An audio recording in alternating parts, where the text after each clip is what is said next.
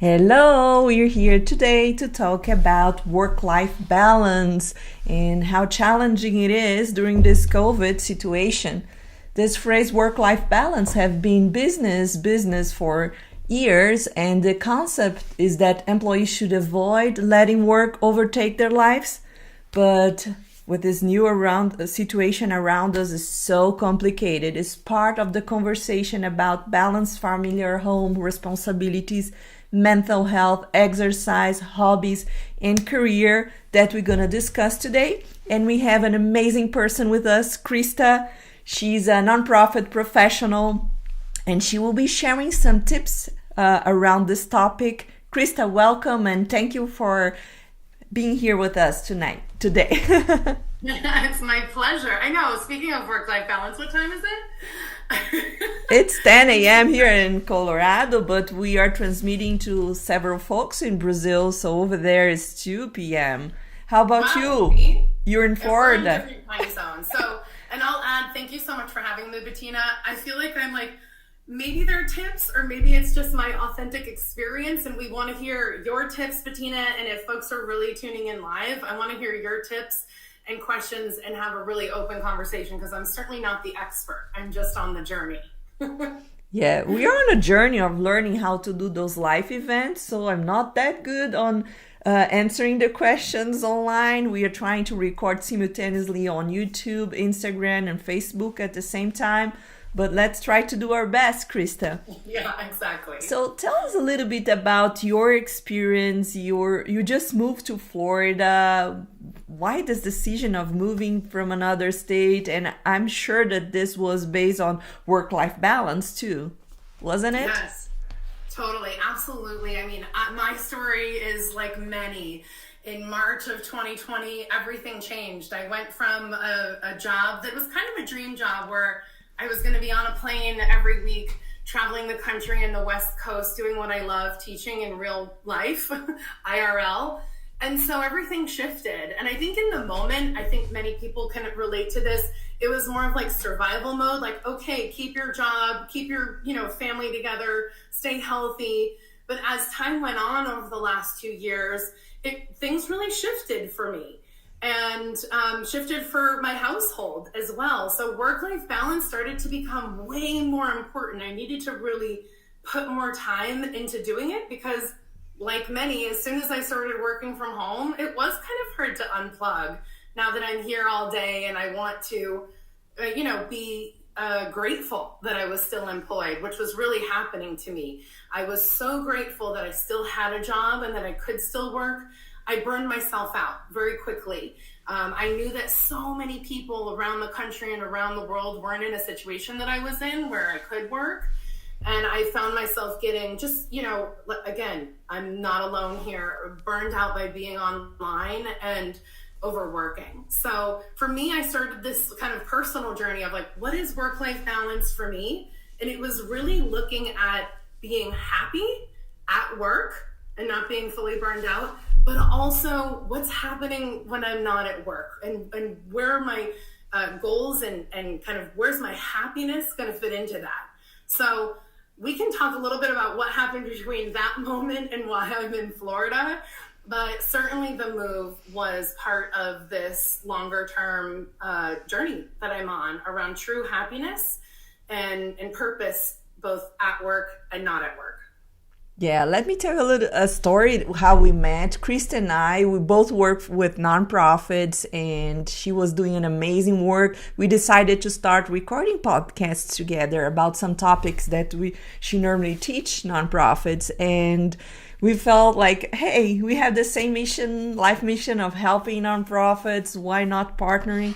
And we've been doing a lot of podcasts since then. And I mentioned to her about my program, Happiness Journey, and she decided to join because I was just launching Happiness Journey while she was moving. So it was a perfect fit, I think. So Krista, what is work-life balance for you? Yeah, it was a perfect fit for sure, Bettina. And I'm so grateful that we had the opportunity to work together, and then also that I'm on this journey with you. So yeah, for me, work-life balance was, I got the work part down. I knew that it was critical for my household to, keep my job because I love my job. I'm very passionate about helping the nonprofit sector, but also, like many in a kind of challenging, uncertain economic time, my husband was out of work because he's in the restaurant industry, and it was just really important for me to continue to work for my own happiness too. So I needed to focus more time on planning what my life outside of work was and where is that balance, because I feel like I've spent so much of my life so focused on my career goals and what are the next career goals and what's going to make me happy in my career, that I used this opportunity for really slow down. Bettina, we've had this conversation a lot. I slowed way down. And part of that was, I'm so grateful to have the happiness journey, and we can talk more about what that's done for me. But the journey was really creating more boundaries. In order to be able to do that, I needed to create better boundaries at work, and not just create them, but I needed to assert them, because I wanted to spend more time outside of work on me. And so once I was able to start doing that, I'm very proud. I'm very proud of some of those boundaries that I created in 2021 for myself, because then I was able to create space to start working on me. And that's the reason why I was able to, it was a financial investment to join your program and a time commitment, right? A very personal commitment to do work on me. And both of those things, if you would ask me a year before when I said yes, it would have been no on both of those realities. So first of all, that was like a really neat moment in itself, that I had arrived at a place where I could say yes to you that quickly. And I'm really now I'm on like a whole nother trajectory now that it's 2022 on doing that work, because I had some of that baseline work that I had done to basically carve out time for me. I agree with you. It's not easy to considering accepting help, because sometimes we think we don't need help, and having an external help, not just rely on your spouse to exchange ideas, because sometimes you have problems at your work and you don't have anybody to talk about, and even problems at home. So accepting that someone else outside can help you have a better version of yourself, it's so hard.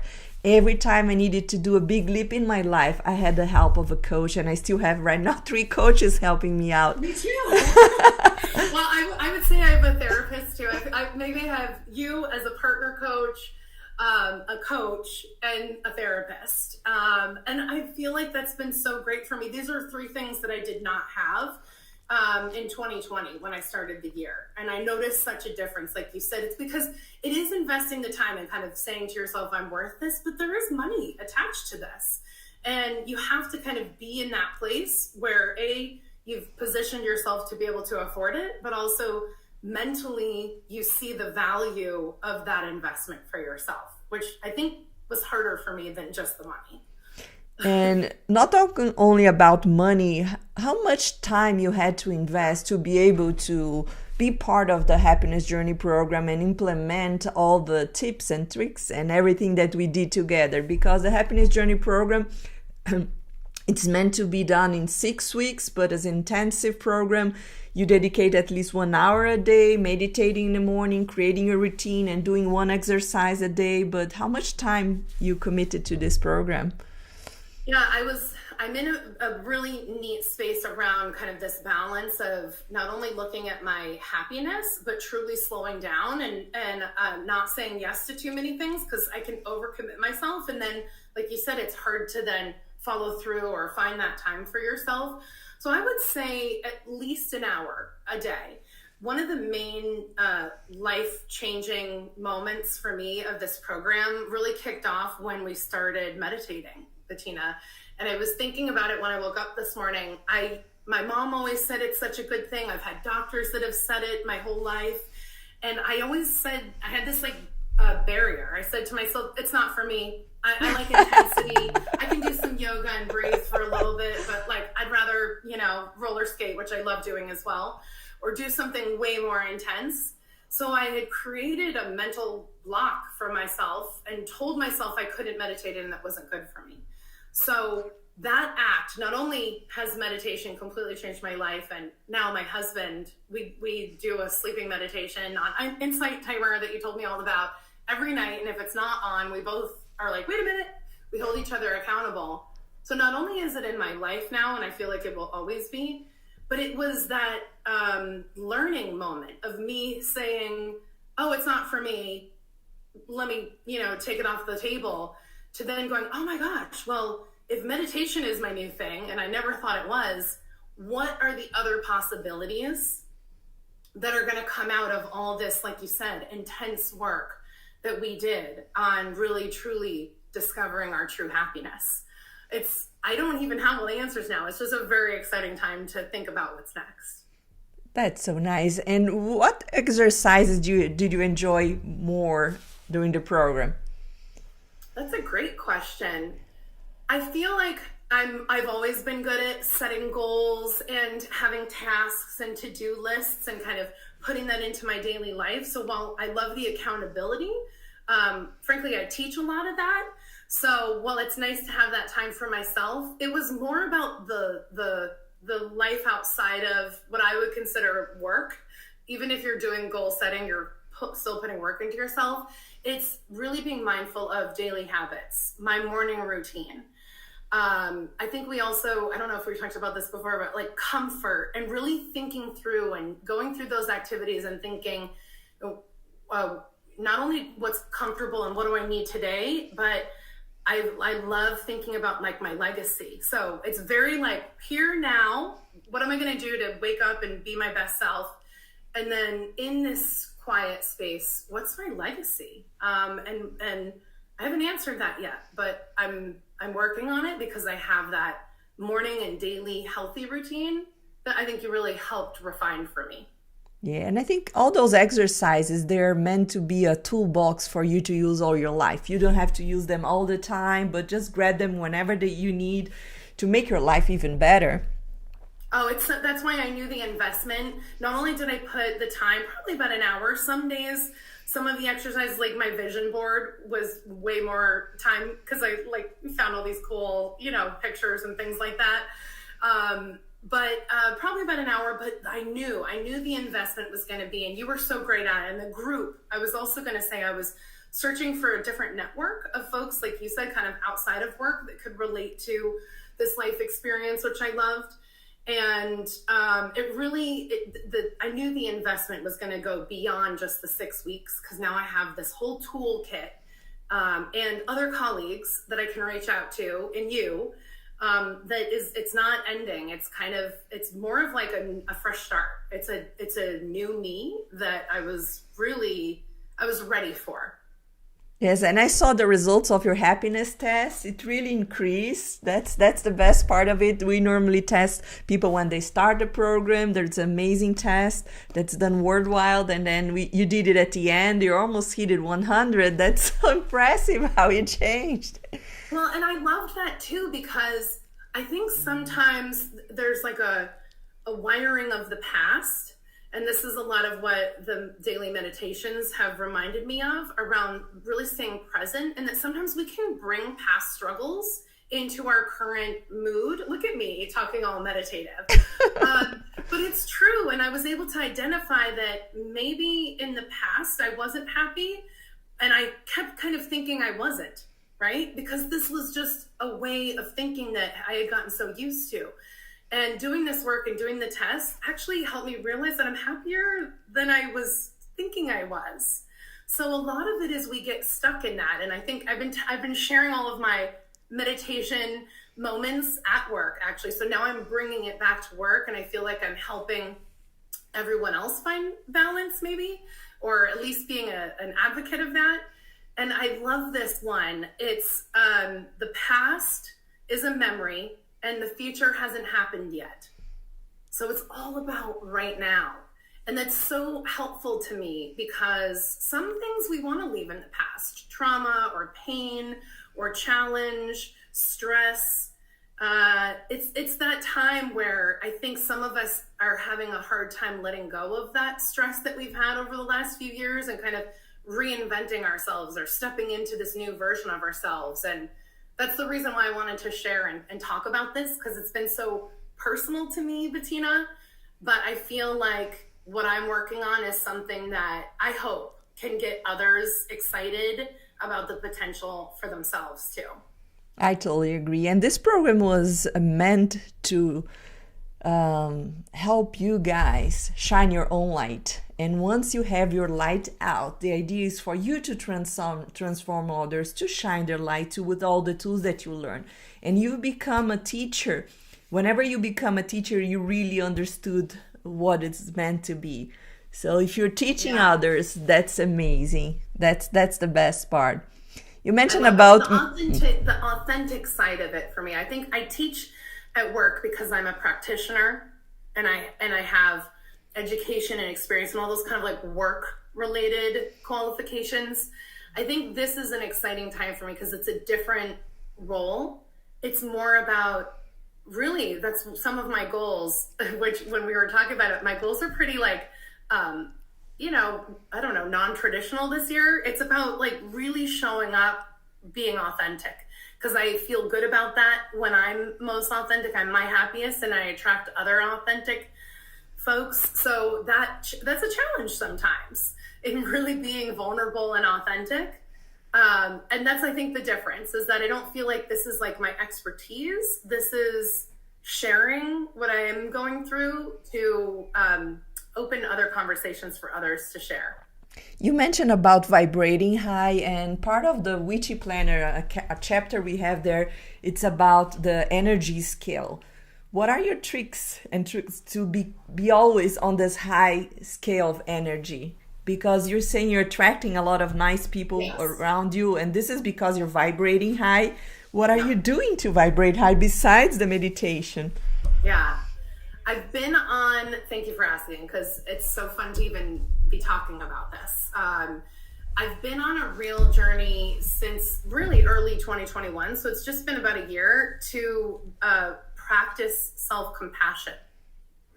And it was a concept that I hadn't really thought about.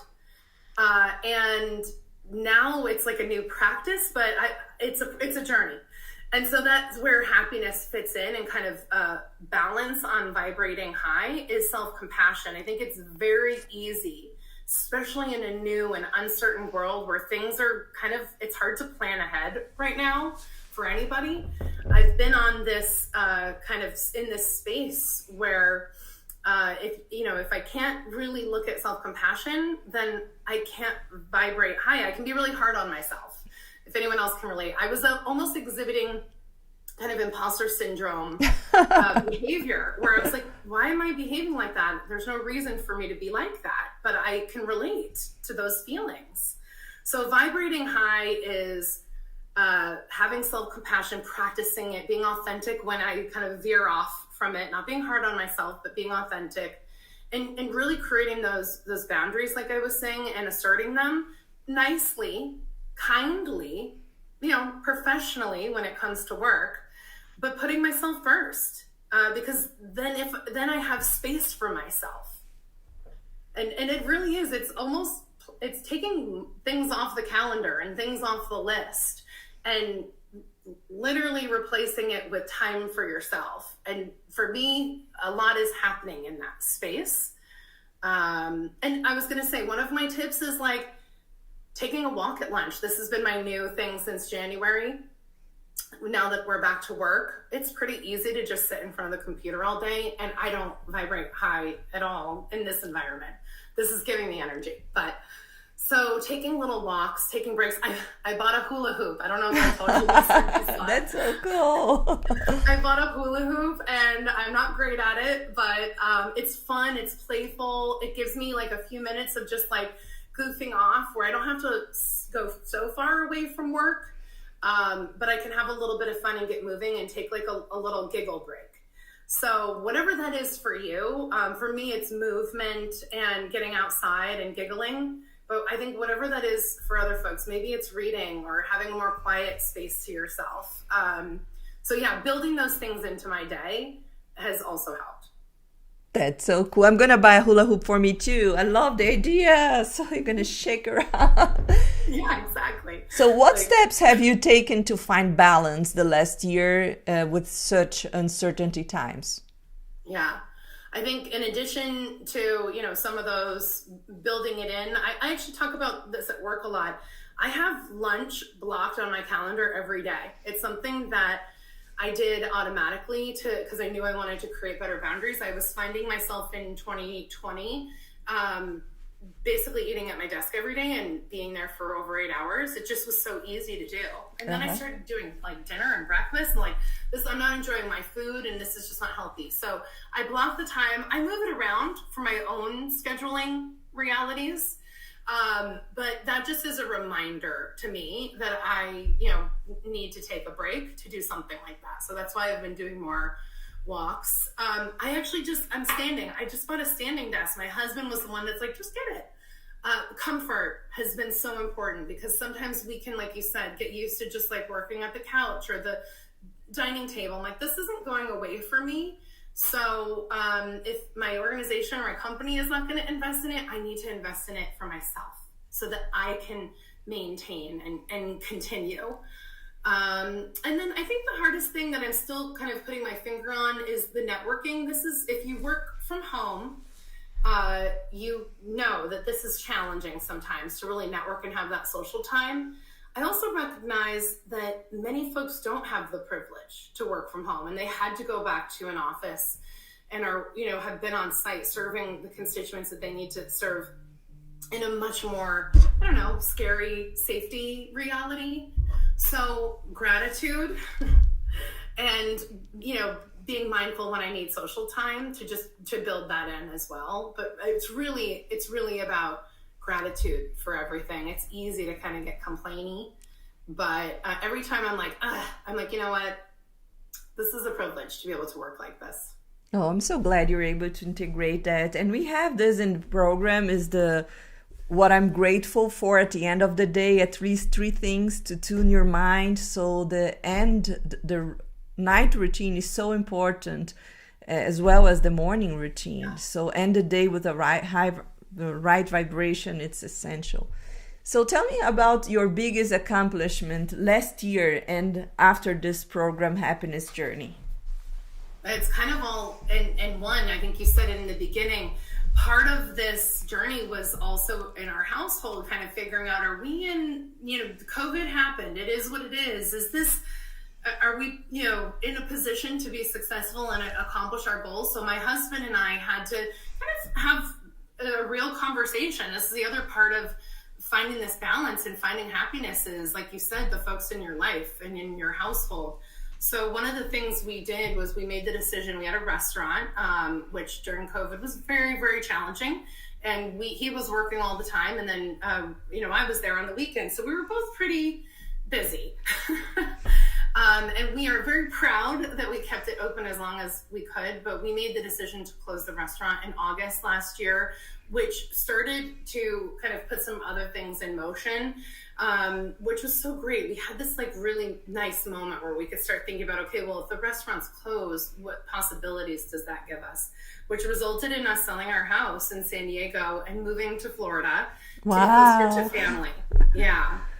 Yes, considering family, the 5 areas of your life, you found balance on all of them: work, friends, community, your health, and your spirituality. I think this is huge, isn't it? It was huge. The family piece, not only were we spread so thin and exhausted financially and emotionally and physically, but the challenges that COVID brought made us really miss our families. We had no family on the West Coast, and all of our family was on the East Side, and then his parents were here in Florida, and it made so much sense. I will say it was so scary. It was just, I built my career in California and San Diego, and we had built our business there. We had literally, done so much to our home. It was like this beautiful, place for us, built our community. That was a very it was the right decision, and I'm very proud in terms of the accomplishment, but it was a very hard decision. And I don't think if I hadn't been kind of on this journey of finding better balance and like truly being happy both at work and not at work, that I would have had the courage to know that that was the right move. So, and then we had to like go for it. So the happiness journey came at the perfect time where we had just finished all of the move. And I was in a new space of like, okay, it's over. The stress is over. The, rush is over. How am I going to take my journey really to the next level and start redefining who this kind of new person is on the other side of all that? Yes, it's a never-ending journey, but at least we walk together, part of it. Right. And what is your biggest growth moment that you had? Did I even write that one? Uh-huh. There's so many.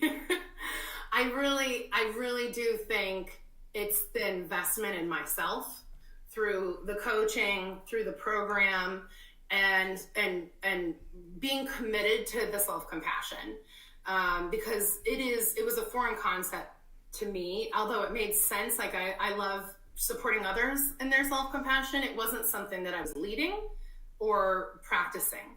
So that is also a journey that is never going to end. You're never going to arrive at like an expert at that. It's something that now it's part of my daily life.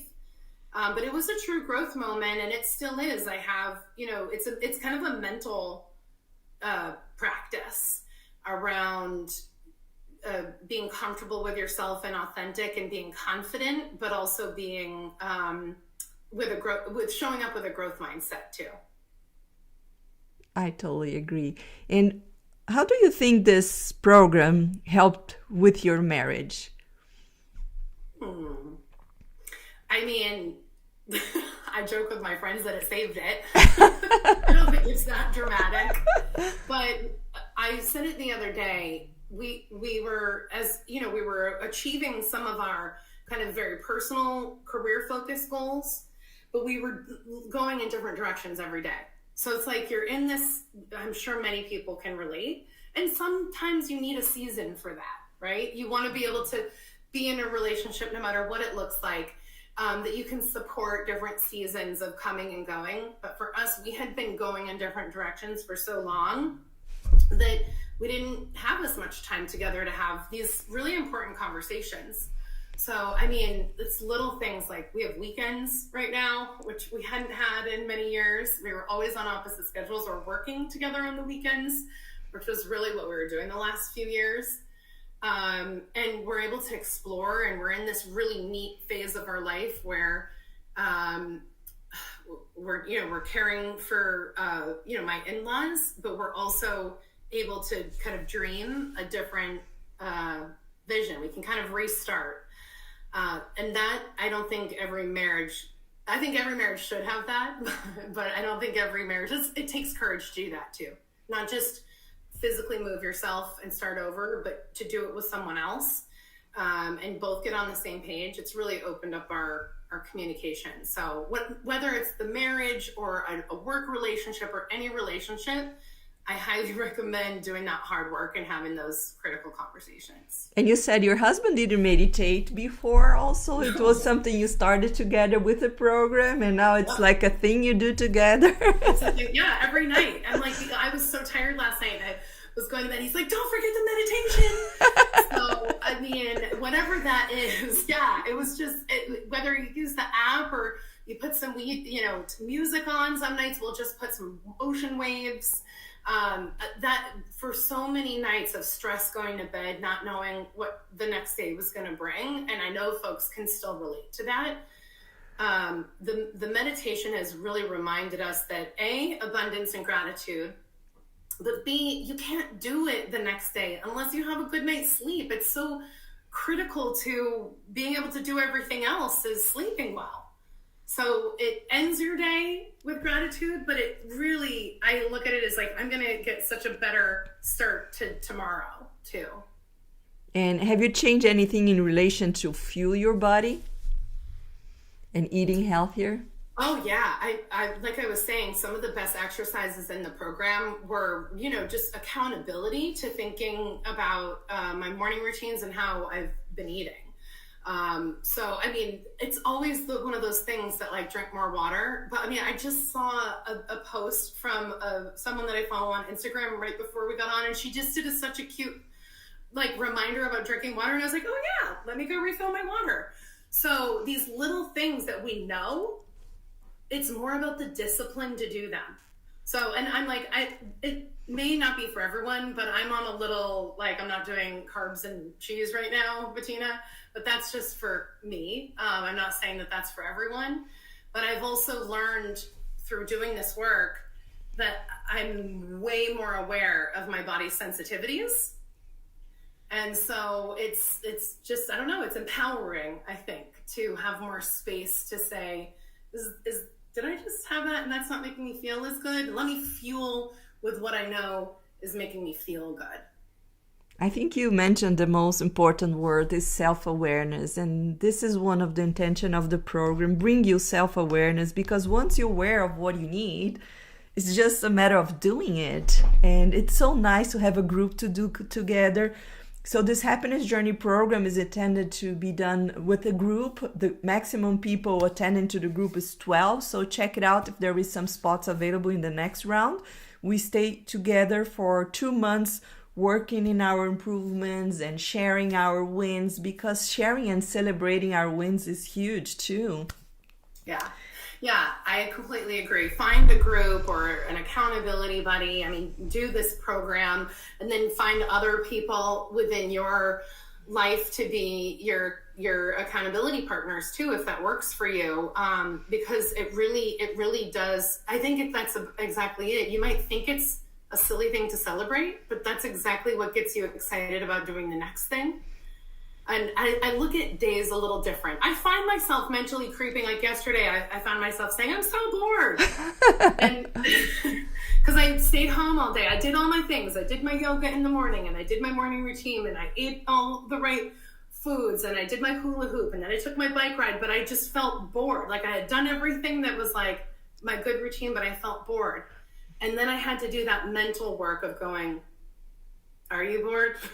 Are you, saying that you're bored? No, you're chill. You had a nice chill Monday. You accomplished so much at work. You got all your taxes to your CPA. I mean, you go through the list and you go, I'm not bored. So don't let that mind kind of creep into you to tell you something different. I think that's the other thing with the meditation. It becomes something that I can pull out for myself now all day long when I have those moments. You mentioned something about the dream board, and it was such a special moment for me doing my own dream board, because I like to walk the talk. So if I'm teaching, everything that I'm teaching, I'm practicing myself. I spent 5 hours on my dream board. I'm not surprised. It was so nice. And I invited a friend to come over. We did it like an afternoon together. It was so nice to doing together. That's why we recommend to leave this exercise for a Friday, so you can enjoy the whole weekend doing your dream board. How was the process of creating your dream board? Yeah, I think there's so many different ways that you can do it. In the past, I think old school, I'm like, get all the magazines out and, do it with paper. But I'm not in a living situation where I have paper and things like that. It's kind of temporary. And I'm like, okay, I have to think of a creative way to do this that's going to be just as, inspiring and, I don't know what that is, like imaginative. So, it was getting myself there first, where I just said, I did a PowerPoint. It was something that was comfortable for me. I just had one screen, and it was a really nice process for me, which I appreciated. It probably was a couple hours, and then I probably went back and added to it a few times too. But it gave me this opportunity to kind of like search for images instead of seeing things and cutting it out. My process, because I was like, how do I do this? Was, okay, well, think of things that make you happy, right? Through all the other exercises that we did in the program too. And so it was kind of this extra step of I had to like think of something, and then what's a symbol to represent that, or what's, an image or a picture. So what happened for me is I thought bigger in my vision and dream board. It wasn't small dreams and visions, and it wasn't specific. This is the other thing I was sharing with someone the other day. I'm like, usually I'm very, very specific with my goals and dreams. And this year it's like, I don't know. I think I had just like a picture of a beach or something like that. And it's a bigger idea of spending more time at the beach than, go to the beach, every Saturday. And you can be at the beach in your bed with the ocean waves, right? It's a little more, I don't know, it's a larger vision, and it gives me more space for me to ebb and flow with some of my big visions, because I haven't really nailed down some of them. I'm really in kind of like this open space, which is it's a little wild for past Krista. But things a little clear. So that was one way I could do it, but I'm sure someone would come up with 3 or 4 different ways that they can have a real fun time creating a vision board. I agree with you. I did something similar. I grabbed my goals of the year. I went one by one, and then I researched it on Google. What can represent this goal? Yeah. And then Google brings me so many images. Then I said, oh, I want that too. I started printing out everything. And then I put together my dream board. And now it's here close to my office. Every time I pass by, I say, oh my gosh, I really want that. Let me go work for it. And it helps. Like any goal setting, it really does help. And I think I also appreciated that, while I was trying to slow down and not take on too much, but also commit to the process, I just felt like you did such a great job of following up with us as a group, but also one-on-one. And it's that tailored kind of one-on-one support through the 6 weeks that I really appreciate, Bettina. And I know that everyone else can say the same thing, because I could feel it in the group. Things happen. 6 weeks is a hard thing to commit to sometimes.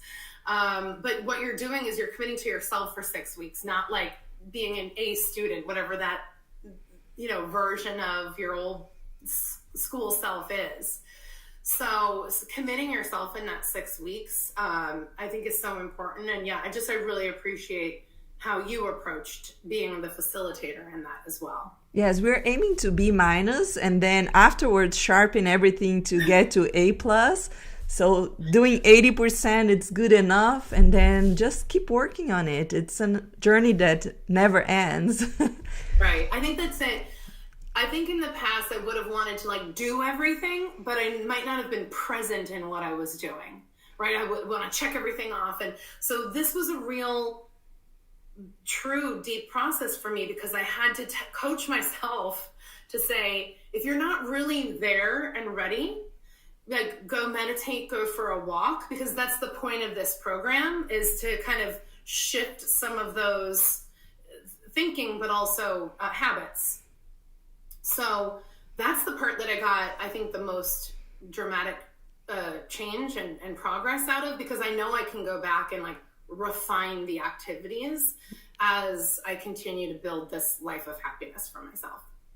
Thank you for being an inspiring model for us, Krista, and to being part of the happiness journey. I hope you come back as a helper in our group, and then we will share more experiences around. If you want to learn more about happiness journey, just go to our website, www.wity.tech, and there is a full page explaining how happiness journey works. You can schedule a full session with me to see if we are a best match or not, but I'll be more than happy to have you in the group. And I wish you can be as happy as Krista is now and bring this joy to your marriage, to your relationship, to your life, if possible. Thank you, Krista. I love having you around. Thanks, Bettina.